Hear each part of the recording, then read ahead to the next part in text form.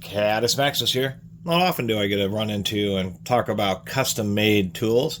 As far as I can tell, I believe that these are, they're obviously handmade. I don't believe they're a commercial product, and that they're jewelers' brazing pliers.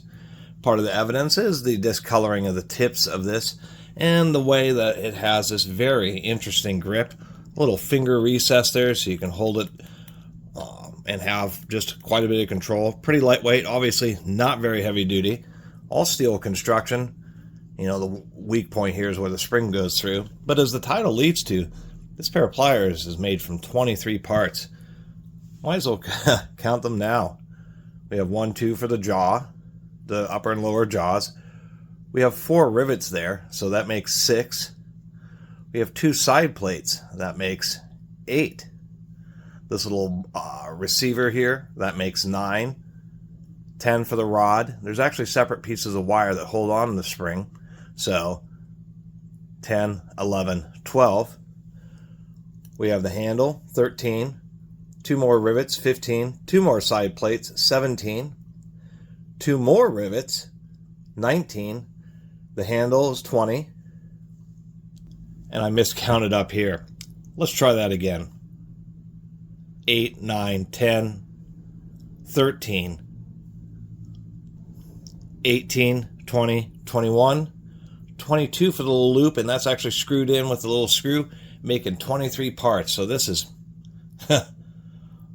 quite a few pieces for a simple pair of pliers.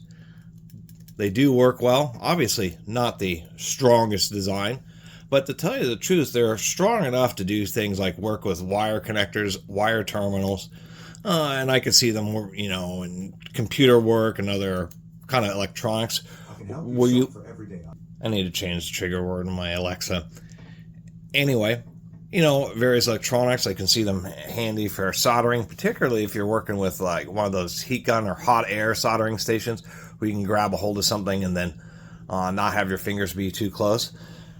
So I thought they were just kind of an interesting set of what appear to be homemade pliers, but you know, pretty decently made, and just a lot of work went into making these just because of all the parts and having to hand rivet all the different rivets. And surprisingly enough, they even went as far as to file in little notches, texturing on the jaws. So anyway, I assume that these were used to hold various wires and things when jewelers are brazing, so they can have the little torch and once again just have a little separation with their hand. And just thought, what a unique kind of handmade tool. Homemade hand tools, once again, especially complex ones like this, are few and far between, that's for sure. And usually somebody goes to the effort of making something like this, it doesn't end up at a Habitat for Humanity, but in this case, these did. I picked them up, they're $2. And I think they actually will come in handy here and there, just because you just have this nice long stem, kind of like those multi-pivot needle nose pliers that kind of expand out and back to, you know, Harbor Freight and those kind of Channel Lock, and some of the various other companies have these super long but multi-pivot needle nose pliers, and this is kind of just a much more ergonomic and useful set. And actually, to tell you the truth, the way this grip and little finger loop work out, the ergonomics of it, it's actually just surprisingly controllable and little usable set of pliers. Anyway, thanks for watching. See you next time.